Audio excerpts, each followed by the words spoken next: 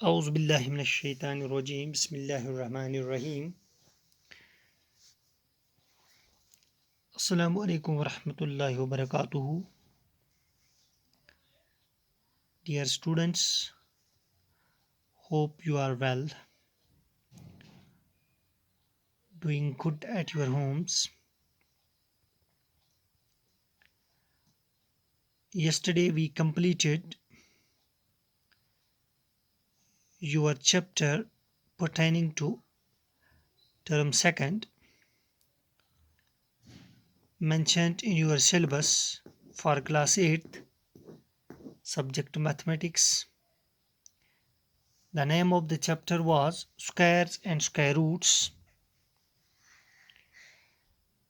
Today I am going to discuss an introduction to cube numbers or perfect cubes taken out from one more chapter of term first syllabus, that's cubes and cube roots. तो बच्चों गोडेथ one बह तुह cube क्या अगर तुह याद squares and square roots यम वक्त पर्याव इंट्रोडक्शनस में वनो मे तुह गोड स्क्वायर क्या इथे पे वन बह तुह क्यूब क्या क्यूब क्या क्यूब सह सॉलिड फिगर यथ सारी साइडस इक्वल यमिक सारी साइडस इक्वल तुह आई गोब्रियो कत समझ मिसाल के तौर पर अगर बह बना यतत फिगर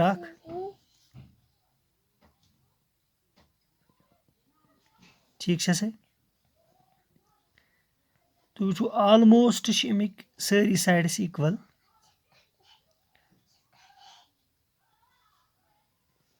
एग्जैक्ट हेक बह बनत की मगर कोशिश कर बह जस्ट लाइक क्यूब बनान तुम वुचान क्यूब आत 3 डायमेंशन तथ बरक प्लेन फिगर मिसाल rectangle triangle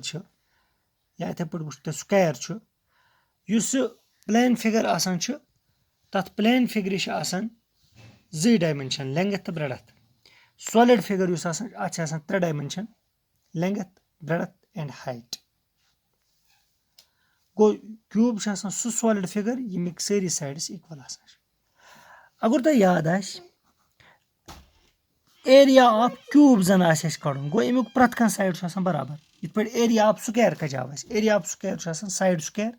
area of cube तेल साइड क्यूब यानी side square area of square area of cube side cube सह गो बराबर यानी साइड दिमोन 3 लट जरब side into side into side side क्या यह length okay length of the side of the cube one अगर वो साइड ऑफ ए क्यूब हसा इन सेंटीमीटर्स फॉर एग्जांपल यह दिथ ठीक तेल क्या area area in cubic centimetre अगर साइड ऑफ क्यूब 1 एरिया तेल 1 दिमोन 3 लट 5 से जर 1 इंटू 1 सह गो 1 क्यूबिक सेंटीमीटर अगर one side of a cube 2 गो एरिया क्या 2 इंटू 2 इंटू 2 2 2 जार 4 2 जार 8 गो 8 क्यूबिक सेंटीमीटर अगर one side of a cube 3 यह बन तेल 3 area into 3 is equal to 3 3 जार 9 3 जार 27 क्यूबिक सेंटीमीटर ओके अगर one side of a cube 4 गो एरिया ऑफ ए क्यूब क्या बन 4 इंटू 4 इंटू 4 एज पर फार्मूला बह पकान 4 4 जार 16 16 4 जार 64 cubic centimetre okay 5 into 5 into 5 यह गो 125 क्यूबिक सेंटीमीटर तो गोब्रो समझ इथे पे सो ऑन अगर यह 10 गो एरिया क्या यानी अगर side of a cube 10 centimetre area बन 10 इंटू 10 इंटू 10 सह गो 1000 क्यूबिक सेंटीमीटर तो गोब्रो सब समझ गो यम तो यम नंबर्स वुचान यम पेट कन तो नंबर्स वो 1 छु यम एरिया ऑफ क्यूब आय या डिफरेंट लेंथ्स साइडन हज तो वो कह नंबर्स 1 छु 8 छु 27 छु 64 छु शाबाश 125 छु या 1000 छु हम नंबर्स कित पट गई गोब्रे हासिल हम नंबर गए हासिल या हम नंबर यम कर एक्सप्रेस ऑल सच नंबर्स यानी हम सारी नंबर इथ नंबर शाबाश और एक्सप्रेस्ड एज यानी हम कर जाहिर as a product of a number यानी हम कर एक्सप्रेस तम number product 3 times with itself ये सुई नंबर 3 लट 5 से जरब 3 times with itself तो गोब्रो कथ समझ फॉर एग्जांपल 1 दुत 3 लट जरब 5 से अत 1 2 अस निश नंबर 2 दुत 3 लट जरब अत 8 गो युस ये 8 छु या ये 27 हम सारी नंबर्स कर एक्सप्रेस ये 8 बना तेल ये 2 दुत 5 से 3 लट जरब ती लिख में as a product of a number 3 times with itself ithin numberan is wana all such numbers is called as cube numbers yani yel is number dimon 5 seit 3 let zero squares ma wuchu ta number os gasa multiply with itself cubes ma number gasa multiply with itself but 3 times o cube numbers ya chi imne gubre wana perfect numbers it put perfect squares isu para तो थोड़ा गोब्रे फिक्री क्या गो perfect number या perfect square okay शाबाश को तेल वनो कि यम हसा यम नंबर 1 छु 8 छु 27 छु 64 छु 125 छु यम नंबर्स हसा क्या यम हसा छ क्यूब नंबर्स या परफेक्ट स्क्वायर्स ओके शाबाश इथे पट वुचो गोब्रो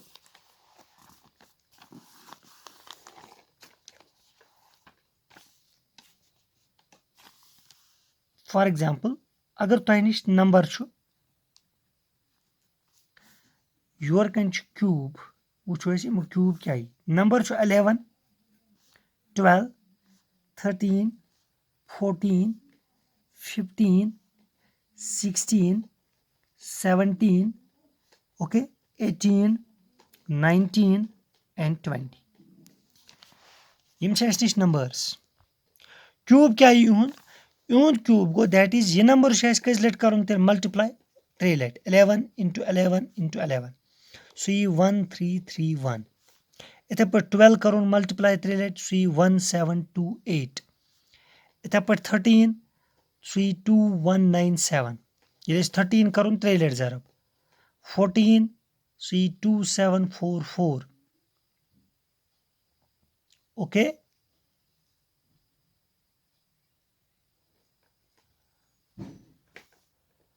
15 कैसे ये गोब्रो 3375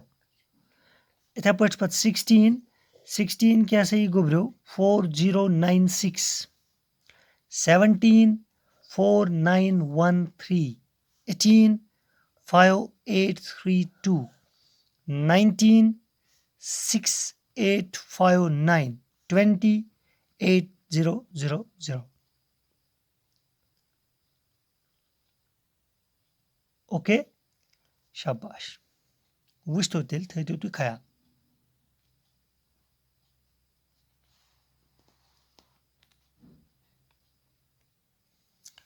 ओके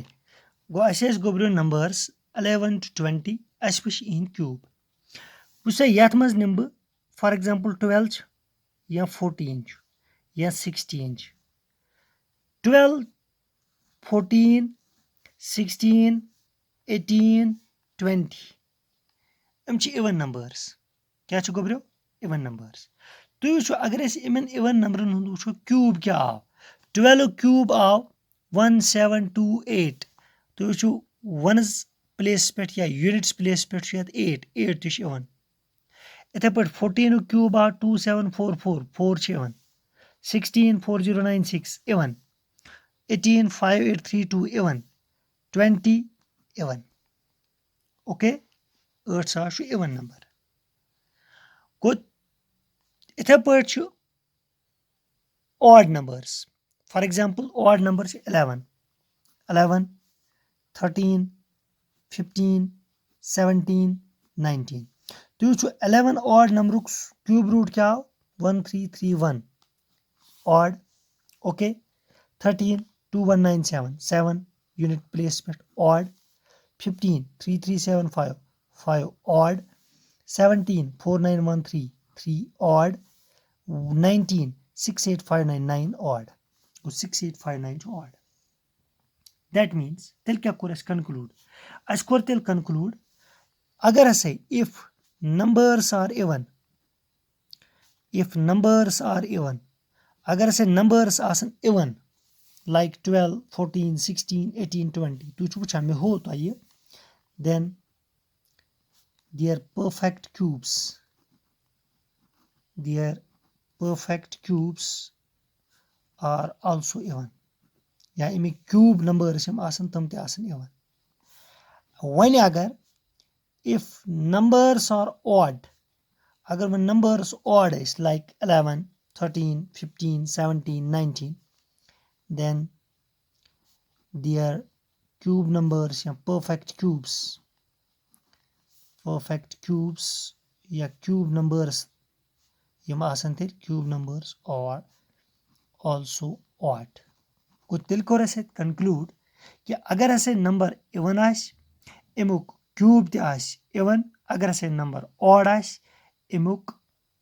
cube تہِ آسہِ odd. Okay, تہٕ مےٚ باسان آز گوٚو یُتُے تہٕ تیٚلہِ تھٲیِو تُہۍ یاد گوٚبرو cube یُس چھُ یہِ ہسا چھُ سُہ solid figure ییٚمِکۍ سٲری sides equal آسان چھِ. area of cube چھِ نیران side cube تہٕ perfect cube یا cube numbers کیٛاہ گٔے تِم سٲری numbers یِم اَسہِ حٲصِل گژھن as a product of the number with itself but 3 times, یُس مےٚ تۄہہِ example سۭتۍ سمجھو.